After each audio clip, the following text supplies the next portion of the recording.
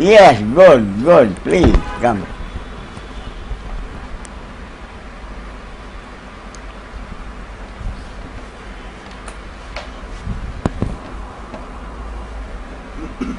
So you're leaving probably tomorrow? He might even take off tonight if the After gets over early enough. After the function. After the function, yeah. I mean, it's fairly close your place, 3 isn't hours. it? 3 hours. Oh, it's still 3 hours. 3 hours. 40 kilometers before Pune. I see, yeah.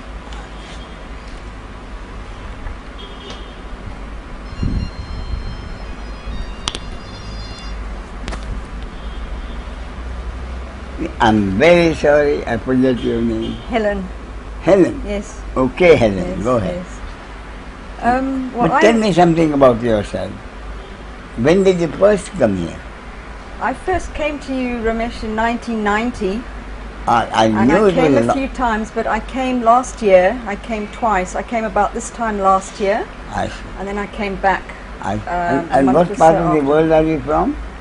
Well, I was born in England, Yeah. but I've lived most of my life in South Africa, I see, I see. and now I'm living in Puttaparthi. Oh, I see. You're living there. Yes. And what did you do in South Africa? Did you have a business or occupation? Where? In South Sa- Africa. yeah. I used to work as a therapist doing healing work. I was in business for many years, and then I I switched see. over. Then I see. Yeah. Do you still do therapy in Puttaparthi? I haven't been, but I'm going to start again when I get back.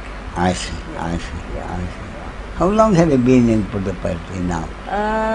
Well, I also went there first in 1990, but I've been living there now for the last 4 years. 4 years. Yes. You have a place of your own? Yes, You've got a house or an apartment or an something? apartment.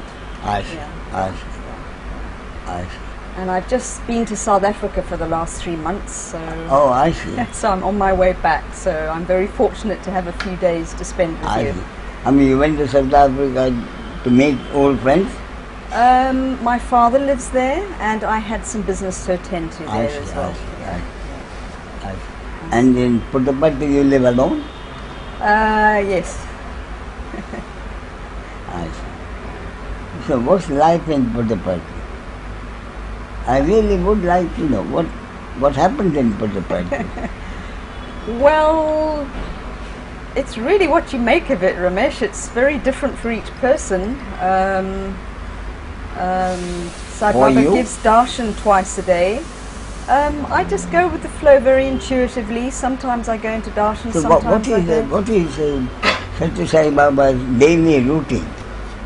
Well, he gives darshan twice a day. And there are bhajans twice a day. So there is a program, morning and afternoon. So what is the morning program? 2 hours? 2-3 hours. Yeah, yeah. And afternoon 2 hours? Same thing.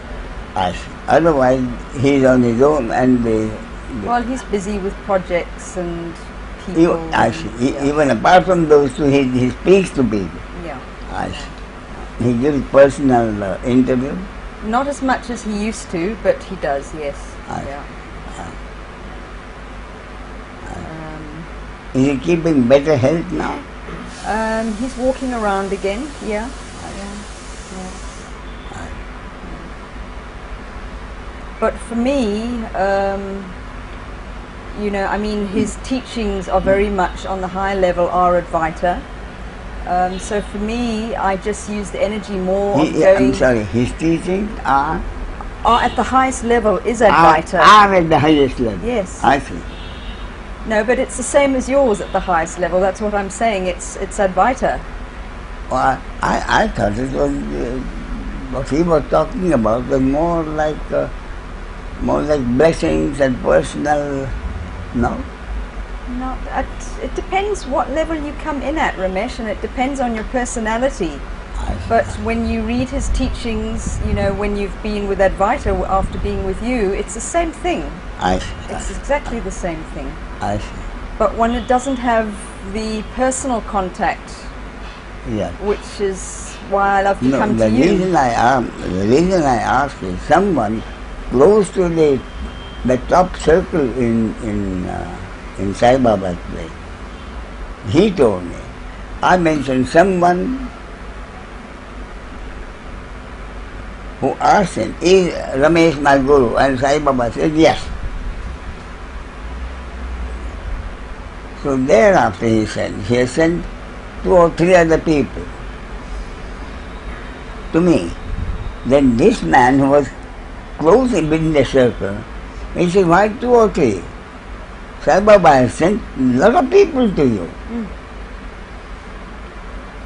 So if he sends them to, then what he says must be at a different level from what I speak. That's the end. He said, why 2 or 3? Sai Baba has sent, I know that, he said. Sai Baba has sent a lot of people to you. So the fact that he has sent some people to you means that for most people, his teaching would be at a level where they would understand. Otherwise, it would go over their heads. I'm not sure that's how I see it, Ramesh. I see Does he it more, speak in general terms Yeah. at all, do you think? well, as I said, he's not personally one-on-one available very much anymore because there are so many people. Yes, yes. And so my experience is when I need a specific something from a specific teacher, Yeah. he sends a person to that person. I mean, Yeah. for many, many years ago, I spent quite a lot of time with Maruti, and at that time, it was really what I was needing. Yeah. Now coming Did to you say you, Ananda Mahima? sorry? Did you say Ananda Mahima? No, Ma and Ratanandamai, Amma. Amma, Oh, Amaji. Amritanandamai. Yeah, I see. yes. But now I trust when I get drawn to you, I mean, the other 2 times I came last year were very powerful for me, and so I trust when I do come here, there's a very specific reason for it. Yes. You know, the happening is sitting there, I just have to come and experience it. Yeah. So what would you say, is there a difference between what I say and what you understand elsewhere? Is there a fundamental difference? No, there's not a fundamental difference, but I find that each teacher has a different slant to Can you to the explain whole that a thing. little bit? Particularly where Satya Well, Sai Baba is concerned? What is his special angle?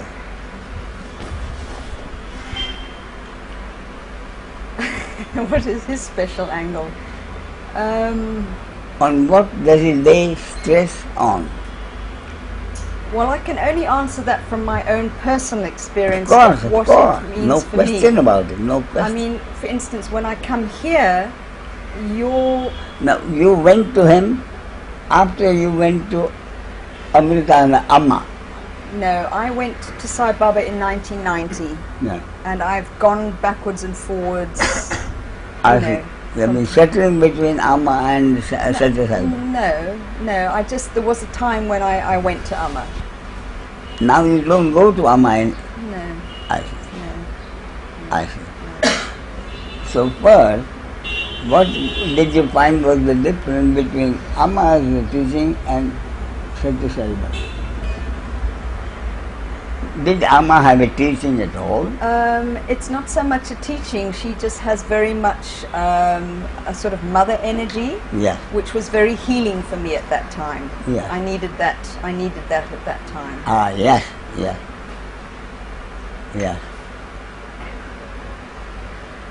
And when you went to Satya Sai Baba, what happened? Where was the difference? Where was the difference when you went to... Well, I find when I'm at Buddha Party, Yes. it's very much the Shiva energy. So any illusions, anything that's not I am, that is, I could say, is I am not, gets cut away. And it's hard to explain how that happens, but just through circumstances, through things that happen, through insights, all the illusions, you're forced to face them head on and to deal with them and let go of them. And it's that energy there that that helps me. And I find after coming here and really having more the intellectual understanding and going deeper into that energy of I am and I am not the doer, I find when I go back there, I can drop more and more into that understanding and that energy within myself. That means the energy you find working in Puttaparthi tells you more and more that it is the energy working. Sorry, start again? And now when you go back to Puttaparthi, you're feeling and understanding that it is that energy functioning through you rather than you. Quite right. Doing whatever you like. Is that what you mean? Yes. I'm sorry, what did you say your name was? Helen. Helen, yeah. And I have to admit, this time now that I'm back in India, there's a large part of me wondering why I'm even here. I'm sorry? There's a large part of me wondering why I'm even here. I mean, I know why on one level, but it's like, it's coming to a point of, well, I could do this anywhere. Why do I have to be here? Yes. But yet still I'm drawn back. So, I just trust that I still need to be here. Yes. For whatever reason. But my point is, what I talk about is about happiness in daily living. See what I mean? I'm honestly not concerned with Advaida. I'm concerned with being happy in this life. And I came to the conclusion that the only thing that can make me happy in this life is if I have a harmonious relationship with the other. See what I mean? Absolutely, and you've just hit the... And the only way I can have a harmonious relationship with the other is if I am able to accept totally. I don't have to fear anyone. And nobody need fear me. See what I mean? Yes, I see what you mean, Ramesh, but I still have problem with the fact that other people don't seem to have the same understanding. And I know that's not, I say that with a bit tongue-in-cheek, but it is still something that I do battle with. No, and that's a rather interesting point. Can you tell me something more about precisely what you meant by that? That what you are saying is, I understand it, you can accept that you don't have to fear anything from them, from the other. But you can't do anything about the other fearing you. Is that what you mean? Yes. How does that concern you? No, it doesn't, but I still battle with that. So can you tell me something about that? Because the harmonious relationship on which depends my happiness is based on the total acceptance. I am not the doer and I can't hurt anyone, and the other cannot hurt me. And my happiness does not depend to what extent the other is able to accept that he doesn't have to fear me. See what I mean? The other may not accept that he doesn't have to fear me. That's his problem or her problem. See what I mean? Therefore, my happiness depends not on what the other believes or not, entirely on my own. I am convinced that I can't hurt someone. No one can hurt me. I need not fear anyone. No one need fear me. Whether he accepts, whether he believes or not, is his or her problem. But what you are saying is that comes in the way of your happiness. Not as much as it used to, Ramesh. There are big changes with it, and that's where it's really important when I do go back sort of once a year somewhere like to South Africa, because I do see the changes within myself, and other people notice the changes. But now, the other people notice the change? Yes. What is the change that is noticed? What is the change that is noticed, Helen? Well, I'm more relaxed. I don't react as much as I used to. I mean, that's the changes that other people see. I mean, I notice I have more energy, you know, everything is much clearer for me. The other person considers you are now a nicer person than you were before? I would say so. Yeah. But doesn't that mean that they now don't fear you as much? Why do they consider you a nicer person now? Sorry? Why do they consider you a nicer person now? Only way I could think is because previously I used to be afraid Helen might do something. Now Helen is not going to do anything to me. Would that be the thing? Yes and no. Yes and no.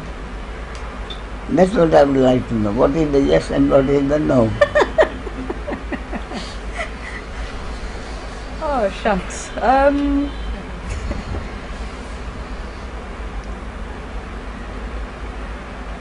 No, what I'm concerned with, Helen is concerned with her being happy in this life. Correct. So she can be happy in this life only if she knows that you can't hurt the other cannot hurt you. Whether the other accepts it or not, if the other still thinks she has to be afraid of Helen, that cannot affect Helen's happiness. That's my point. It cannot affect Helen's happiness. So where does the problem arise? Why does Helen feel that her happiness is affected by someone's not accepting her as totally harmless? Isn't that what it comes to? Correct. Well, the answer would be is complete acceptance that, you know, the other person is also not the doer. And that understanding is, you know, becoming deeper. It's not done yet, but it's... my point is, why should the other person not being able to accept totally that he or she need not fear Helen? If she is not able to accept totally, why should it affect Helen's depth of happiness? That's what you said. I accept that the other can't hurt me, but the other doesn't always accept that I can't hurt her. Now, I think I understand what you're saying. I mean, it shouldn't affect me and I should have complete acceptance, but because of old patterns of rejection and not feeling loved, you know, there's still a tendency at times to want the other person to accept me. So that makes it difficult at times my not... point is, what is the basis of Helen feeling that her happiness is affected by what the feeling the other person has about you? Well, it's not accepting that they're not the doer, or that I'm not the doer. But if they don't accept, isn't it their problem? Why should it affect your happiness? Well, it shouldn't. So, therefore, what is the basis of fight? It affects you. What is Because the- I haven't, on a deep level, accepted that that I'm not the doer and they're not the doer. How? I mean, I agree with you, but on what level have you not been able to accept totally that you are not the doer and the other is not the doer, which prevents your happiness being total?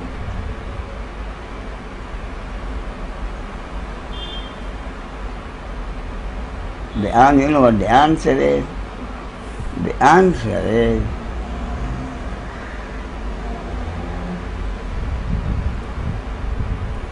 Helen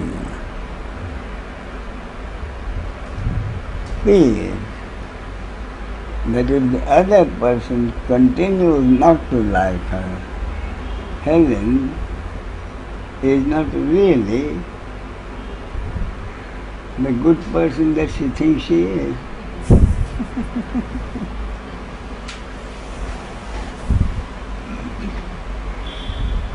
Therefore, the ego wants. What I am saying is, if the other person has not accepted me, it's their problem. If there is anything I can do to help, I would. But I won't let that affect my happiness. But when it affects my happiness, it means that my understanding is that my happiness depends on someone else accepting me as a person of understanding, as an enlightened being. Ouch. Ouch, indeed.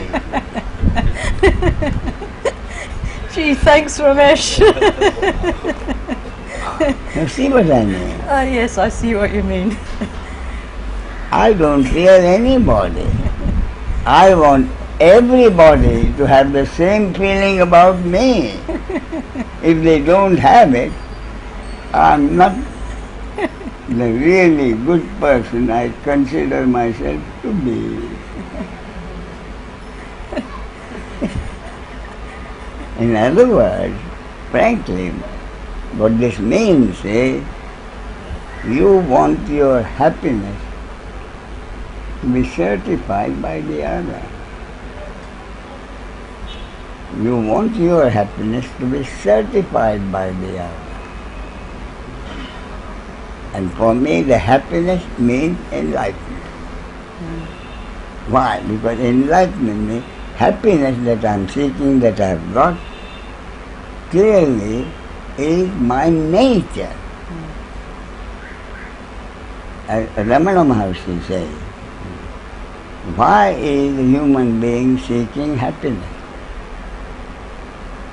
Because happiness is the human being's basic nature. And he goes on to say, if the nature of the human being were a headache, if you had a headache, you wouldn't do anything to get rid of it. If you don't have a headache, you would try to get a headache.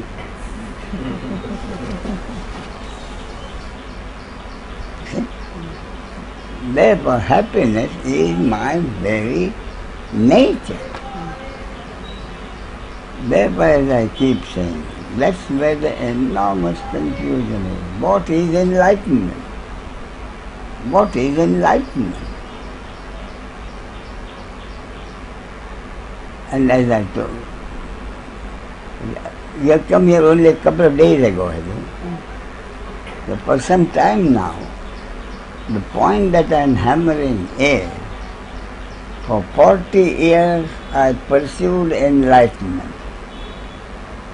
And at the end of it, I found myself thoroughly frustrated.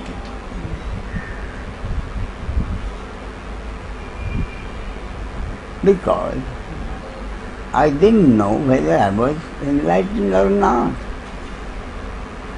After 40, am I enlightened, am I not enlightened?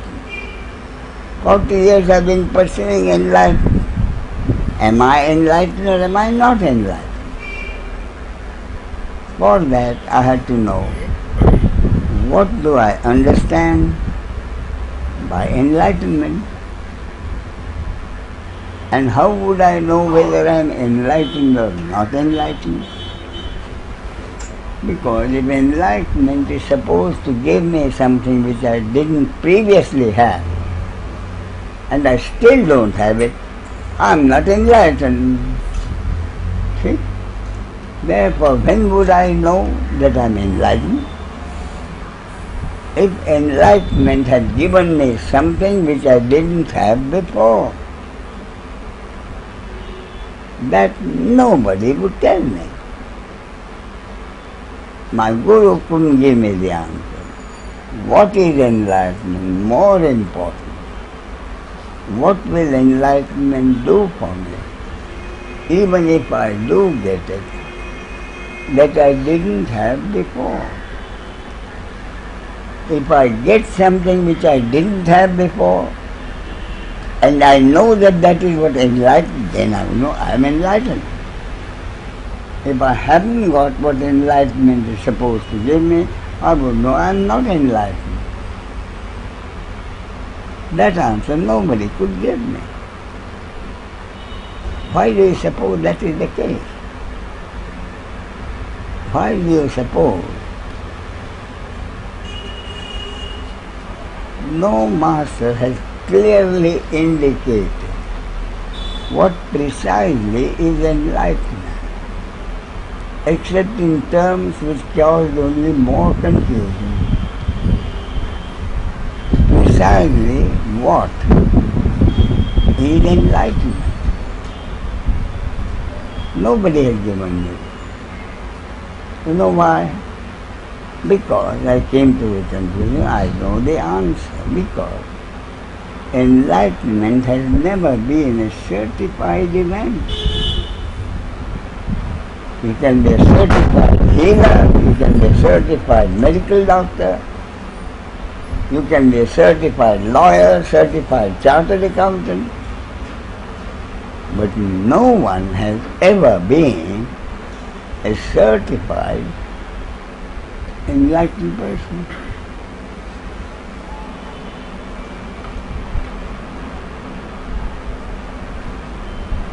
And yet people want enlightenment without even knowing what will enlightenment do for me for the rest of my life that I didn't have before. That was when I found that is the situation, in my frustration. That was my question. Why has it been a fact of life that people have not bothered to find out? How do I know whether I am enlightened or not? A case of more than one person sitting there, confessing. I think he's confessing because at that time there were only about 4 or 5 people, maybe 5 or 6. Therefore he had the courage to confess. Tears in his eyes.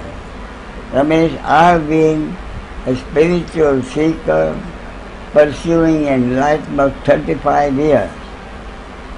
I'm a very disciplined, determined person with stamina. Therefore, with my hand on my heart, I can tell you, I've had 2 gurus. I've never done anything that I was not supposed to do.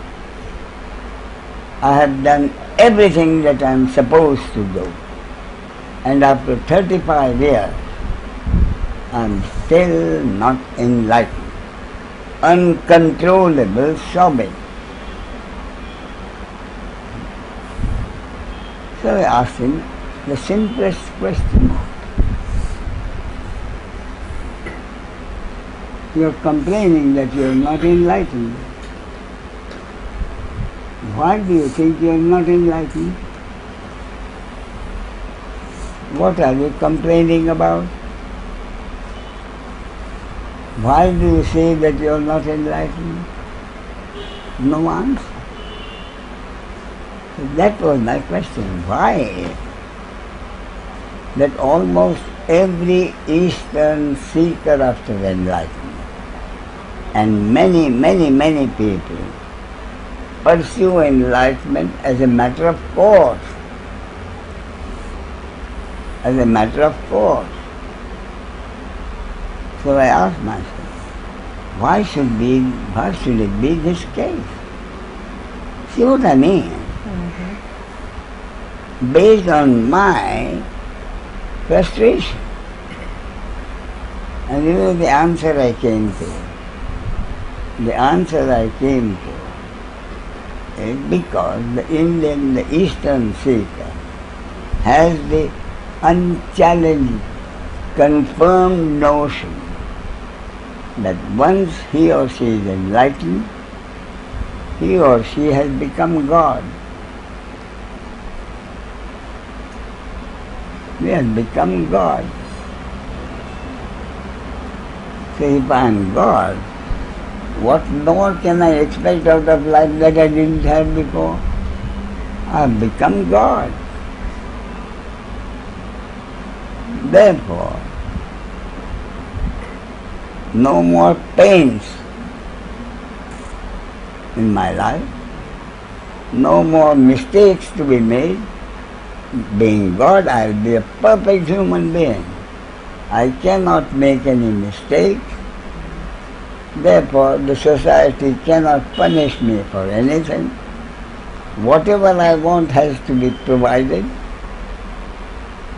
See, if I need a parking space somewhere and there is no parking space, I won't have to keep on taking rounds until some moment I want a parking space, someone will leave and make the parking space for me.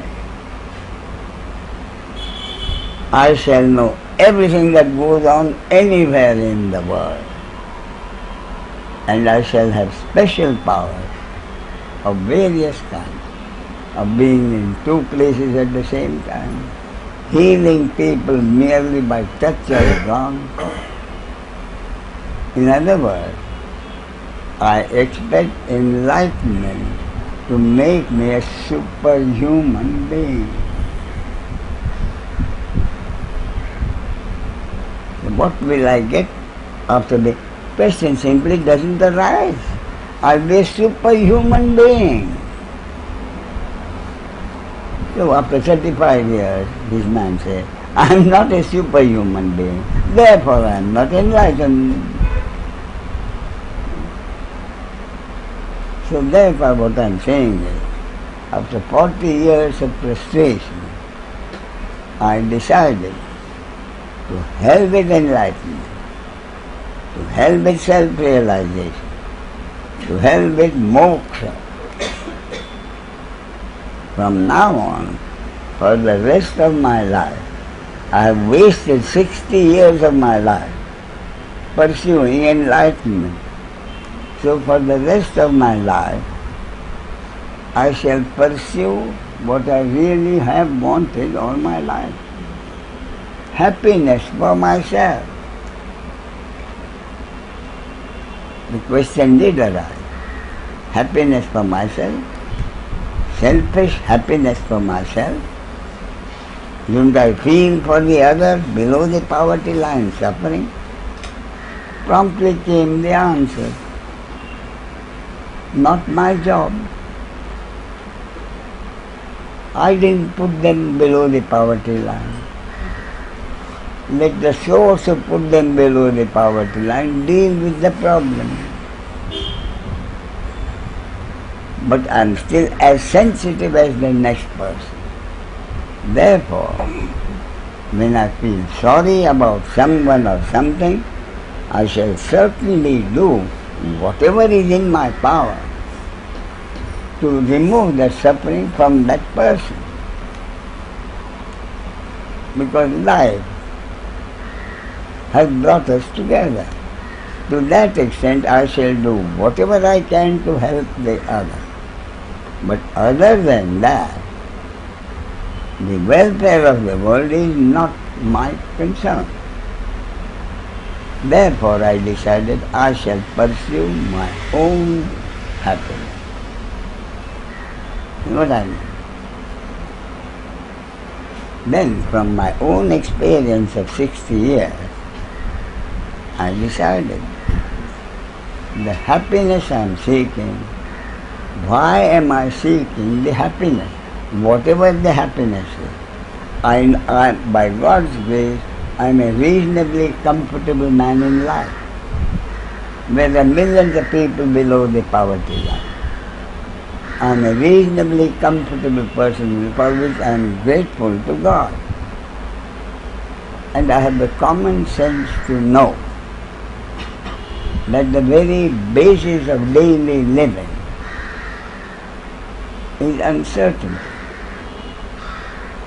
Fact number one, basis of life. Fact number one, every human being has the total free will.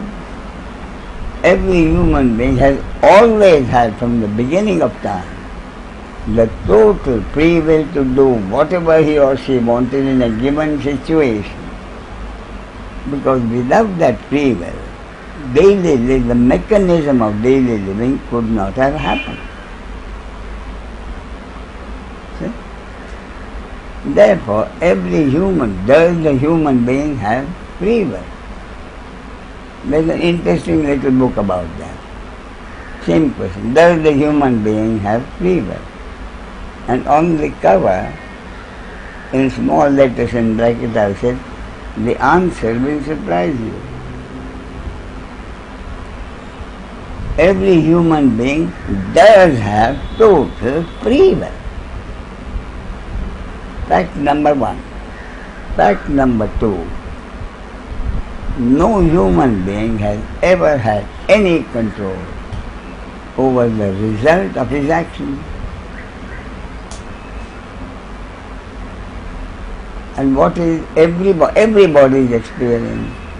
Sometimes I've got what I wanted. Sometimes I've not got what I wanted. And sometimes what I got was beyond expectation. Which of the three things happened has never ever been in my control. And thereafter what happened? I'm analyzing daily living. I've just done whatever I want. One of three things happened as the result of my action. Over neither of which have I any control.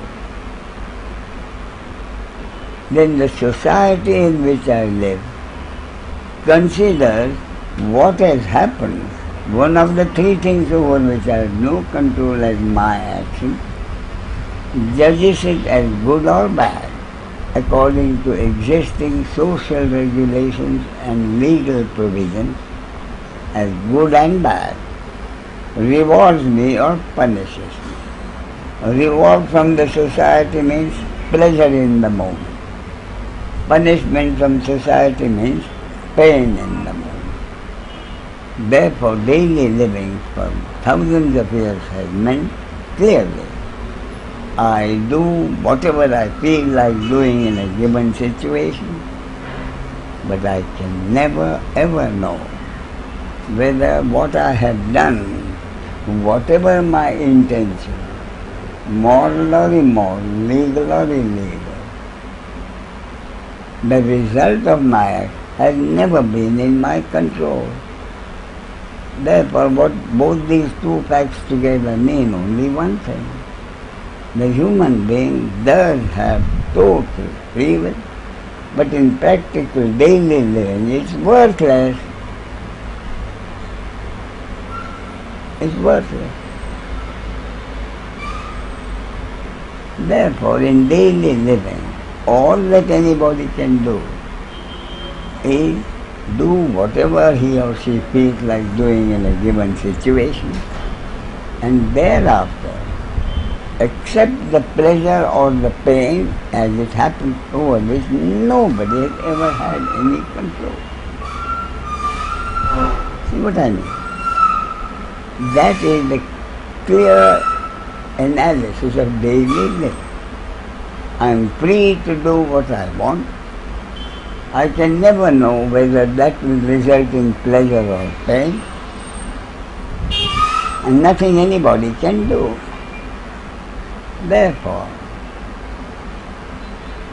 I am analyzing my own life at the end of 60 years. My life has been, I am free to do what I want. I can never know whether what I do will bring me pleasure or pain, and I have no way of combating. I have to accept it. Therefore, the only common sense action would be, if there is pleasure, enjoy it. If there is pain, suffer it. And that's what I've been doing. That is the only thing I can do. Not if I had refused to do that. In other words, accepting whatever happens, pleasure or pain, enjoying the pleasure and suffering the pain, means going with the flow of life. If I refuse to accept what is the fact of life and go against the flow of life, complaining and grumbling and whining about how unjust God is, I am unhappy. See what I mean? Therefore, in order to be happy, I have already done what my common sense has told me to do. Accept the pleasure, enjoy it, accept the pain and suffer it. And that is the only happiness the human being is entitled to, which I have been doing. Ramesh, I still wonder at that point where, I mean, clearly, it's, the bottom line is attitude to life. But sometimes I wonder if you really even have choice with your attitude. I mean, it appears as though you have a choice, but do you really? I mean, is not even that choice destiny? I agree. Therefore, whatever. So there's no control, there's no free will whatsoever. And that's my experience, with an experience that was came through me, is there is, even in that, there is no free will at all. But in a given situation, Helen, you have to act as though you have free will. What do you have to do? What is the basis of daily living? Every human has to do whatever he feels like doing, whether he thinks he has free will or whether he thinks he does not have free will. So I also come to the point where really it doesn't matter what I believe or what path I take, you just got to live your life. No, what it means is that you don't live your life. Your life is being lived. So you don't live your life is being lived. That is what I accept. Well, I think really what I'm saying is, you can just give up the pursuit of enlightenment, because say that again, please. Then one can just give up the pursuit of enlightenment.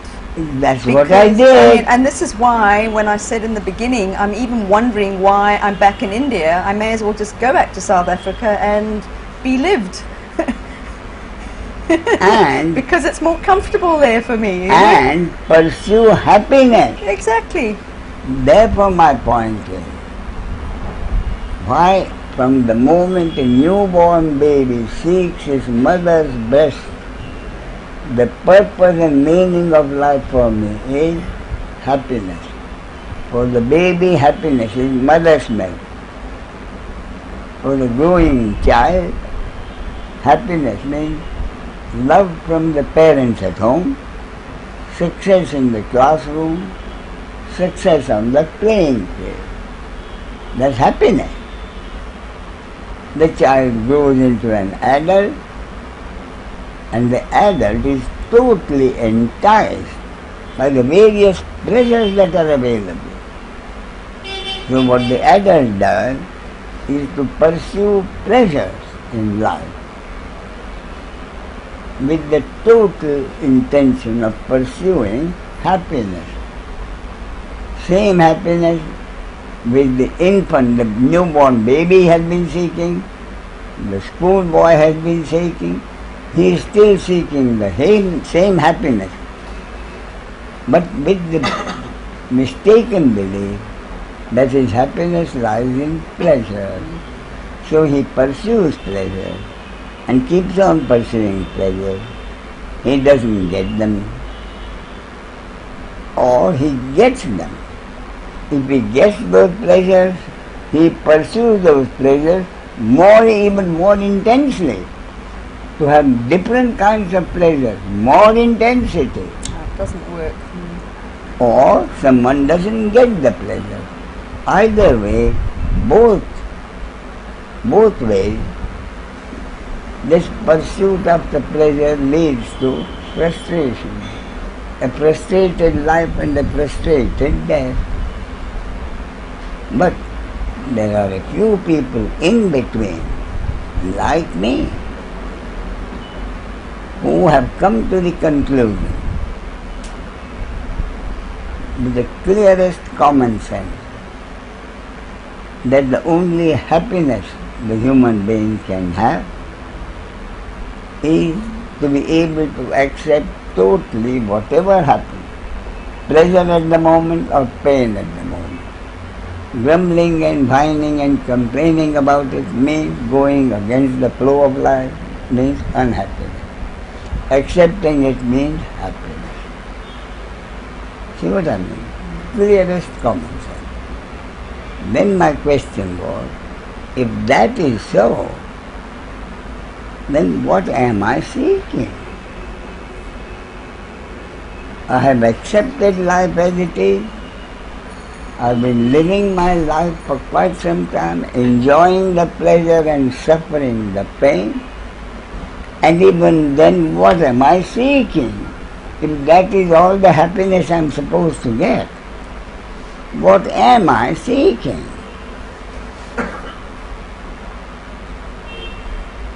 See what I mean? Common sense tells me that the only happiness a human being has a right to is to be able to accept the pleasure when it happens, enjoy it, accept the pain when it happens and suffer it. Then you go with the flow and you are happy. If that is so, what am I looking for? What is the happiness I am looking for? See what I mean? That is the core of the question, which the seeker of enlightenment has never ever come to. So my question is, my common sense tells me, and I have accepted it, that I am happy because I am able to accept the pleasure and the pain as they happen. I don't whine and complain about life being unjust, and therefore I am happy. Whereas someone who complains against the ways of life is unhappy, he keeps complaining. Therefore I am unhappy. The one who has not accepted the flow of life is unhappy. So if I am happy having accepted whatever life brings, enjoying the pleasure and suffering the pain, what is the happiness I am seeking?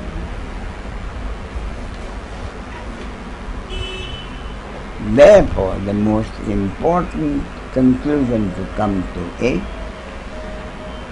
the happiness I am still seeking. What is the happiness I have got? The happiness I have got is to go with the flow of life. Enjoy the pleasure, suffer the pain. And yet I am seeking the happiness. Therefore, the most important conclusion to come to is that the happiness I am seeking has nothing to do with the flow of life. With the flow of life can only mean my accepting the pleasure and suffering the pain, enjoying the pleasure and suffering the pain, then what is the happiness I am seeking? And the answer is, the happiness I am seeking is the end of that suffering which prevents me from enjoying the pleasure I am enjoying, shatters the pleasure I am enjoying, and intensifies the pain I am suffering, which I have accepted. Therefore, the happiness I am seeking is the end of that suffering. And what is that which has the power to shatter my pleasure of the moment and intensify the pain of the moment? That is the core question. What is it that has the power to cause me this suffering which prevents me from enjoying my pleasure in peace and suffering my pain in peace? What has the power to shatter my pleasure of the moment and intensify my pain of the moment? Our fear of losing it and wanting it. That is the core of it. And what did you say? Well, it's because you're scared the pleasure's going to stop, and you want to try and change the suffering. What you are saying is, because I want to increase the pleasure and decrease the pain. Is that what you say? Yeah, that's what we But do. my point is, I have accepted that. And that is part of my total acceptance. The pleasure I am going to enjoy and the pain I am going to suffer has never ever been in anyone's control. They are already predetermined. They go with the flow of life. I have accepted that. And yet I am unhappy. Therefore, what has the power to shatter my pleasure of the moment and intensify my pain of the moment, which causes the suffering, which prevents me from being happy? That is the core of the question. Think all you want. And the answer I came to was, that only that has the power to shatter my pleasure of the moment and intensify the pain of the moment is the memory of something I did to someone close to me, my parent or my wife or son or a close relative or a neighbor or someone who is connected with my pleasure, for which he has never forgiven me. I tried to explain, but he has never forgiven me. On the other hand, the other way around, a memory of something which a friend of mine, or a relative of mine, a close person whom I never expected to do me any harm, has done that harm for which I have never forgiven him. A memory of my action which has hurt someone, or a memory of someone else's action which has hurt me, and that action might have happened last week or 10 years ago, makes no difference. A memory of that has the power to shatter my pleasure of the moment and intensify the pain of the moment.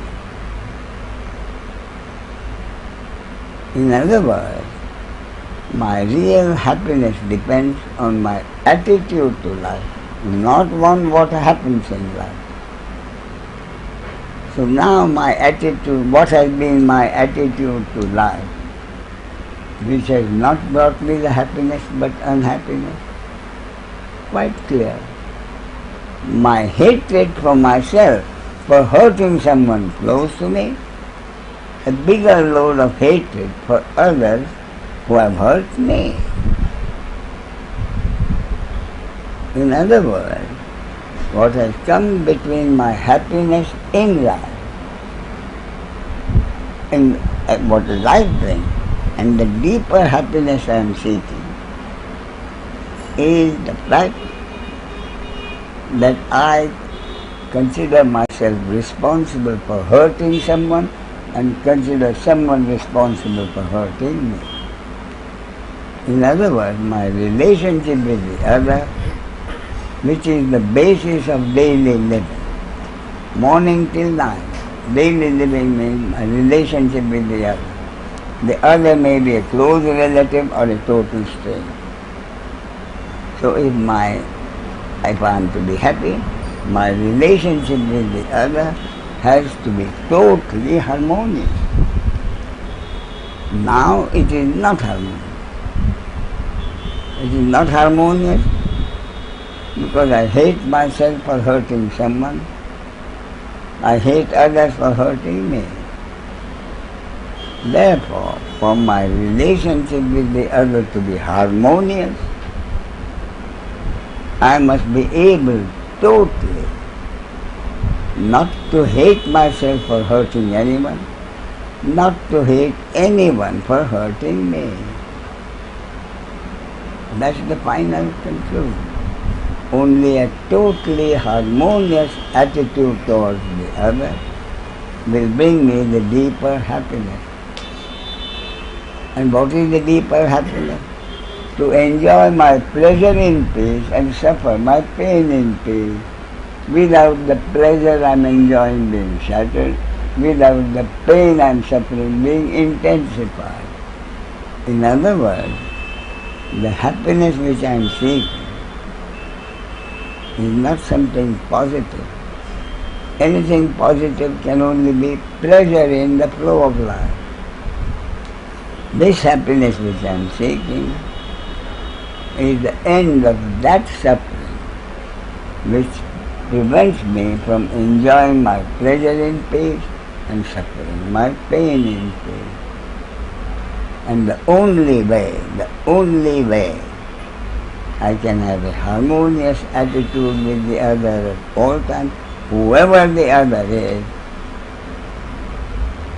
if I am totally content.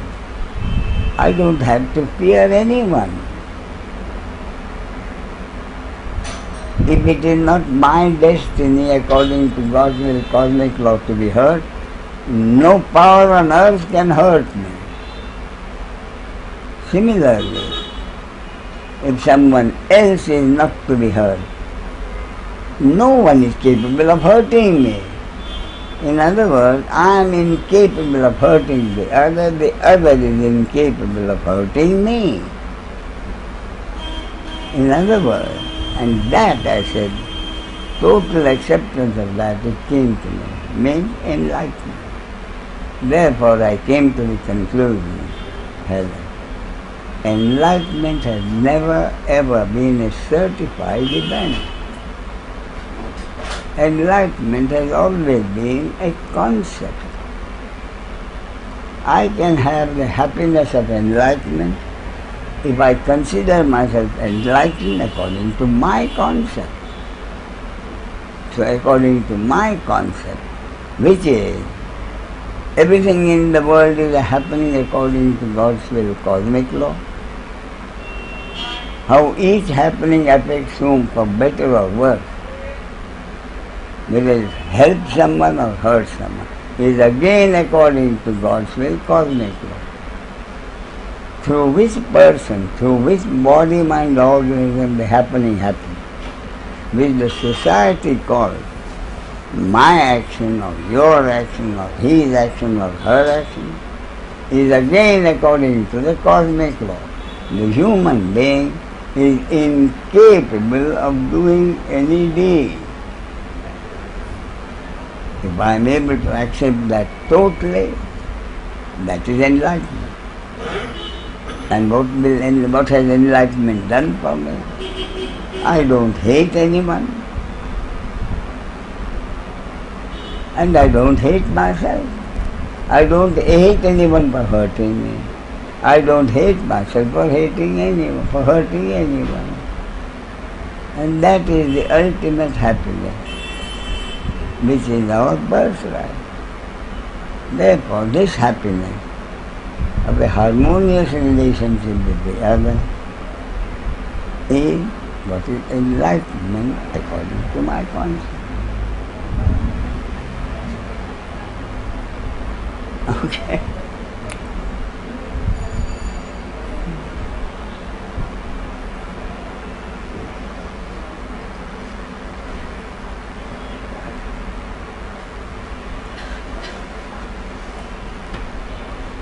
Any question? Yogesh? Ramesh, there's something else I Please, want to... please. You were talking the other day about potential energy, Yes. and it's not so much that I have any questions about it. I mean, the comment you made was if you don't use potential energy, then, it goes to the thinking mind, which makes absolute sense. But something kind of triggered inside me, so could you just talk some more about that? Yeah, that is about doers. I'm not sure what I'm asking, but I'm sure. Yeah, but the point, the reference is, if I say you are not the doer, everything happens according to cosmic law. That is the basis.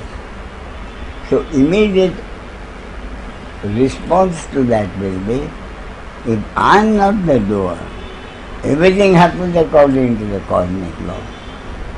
Why should I do anything? Why should I put in any effort? Why should I get out of bed at all? The answer to that is, what you have been doing is what you think you have been doing. What has been happening is the energy functioning through the body-mind organism. So you decide in the morning, why should I get out of bed? You don't get out of bed. So I ask, have you ever tried it? Have you ever tried not getting out of bed for 2 hours or 3 hours? No, it doesn't work, obviously.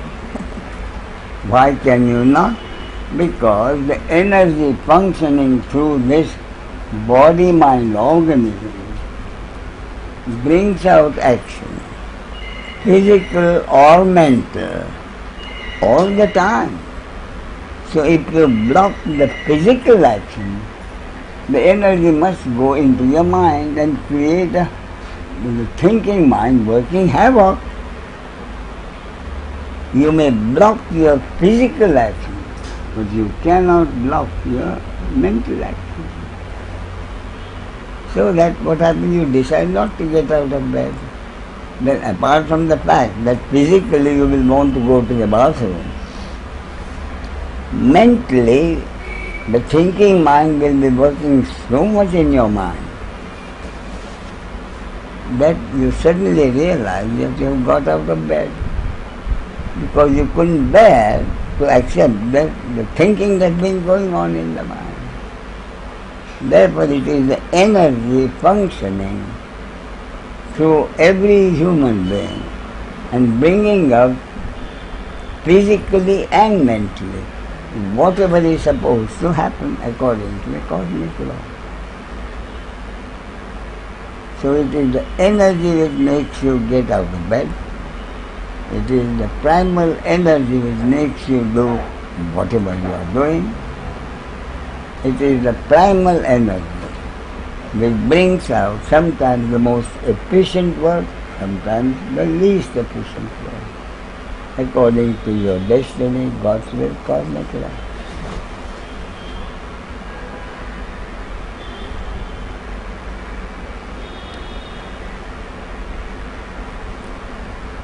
And the bit about potential energy and creation, God not creating the universe but creation happening, can you just...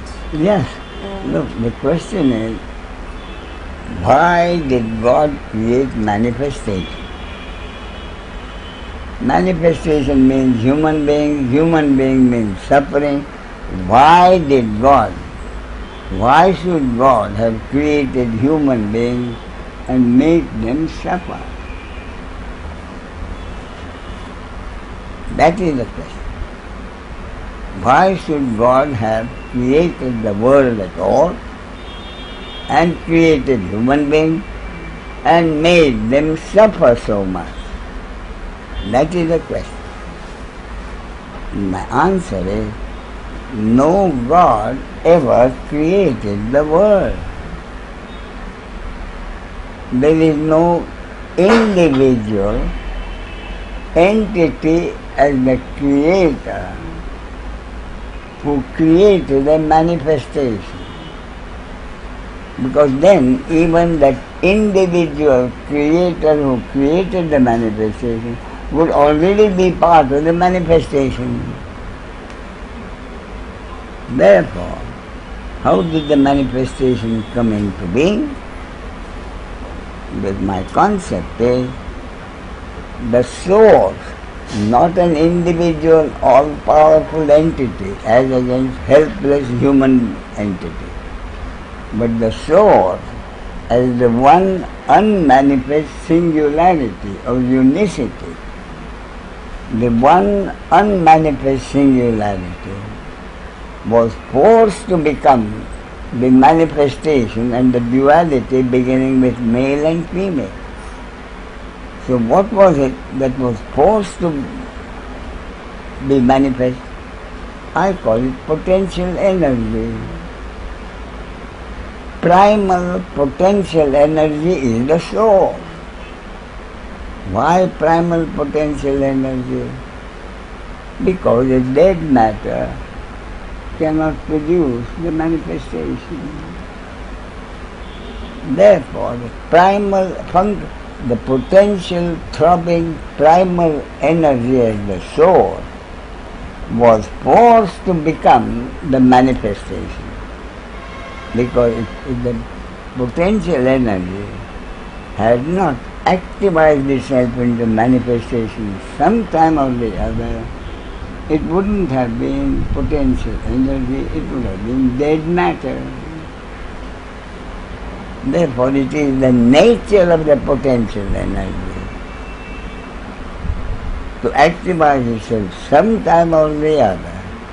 Therefore, the Big Bang and the manifestation. And when the inconceivably powerful energy, the Big Bang, exhausts itself, whatever remains of the manifestation goes back into the potential until another Big Bang happens. Therefore, no one created the manifestation. The unmanifest source has become the manifest duality, beginning with male and female, and duality of every conceivable kind. No one created anything. The unmanifest source has become the manifestation. And the functioning of the manifestation is what we call daily living. The basis of which is interhuman relationships. For interhuman relationships, the soul, as impersonal consciousness, was forced to identify itself with each human body, mind, organ, and create an ego, so that there will be 6 billion egos, each considering itself a separate entity in charge of his life, with the sense of personal loss. And interhuman relationships have happened. So for interhuman relationships to happen, if the source as impersonal consciousness had to identify with each human body, mind, organ, and create an ego with a sense of personal duality.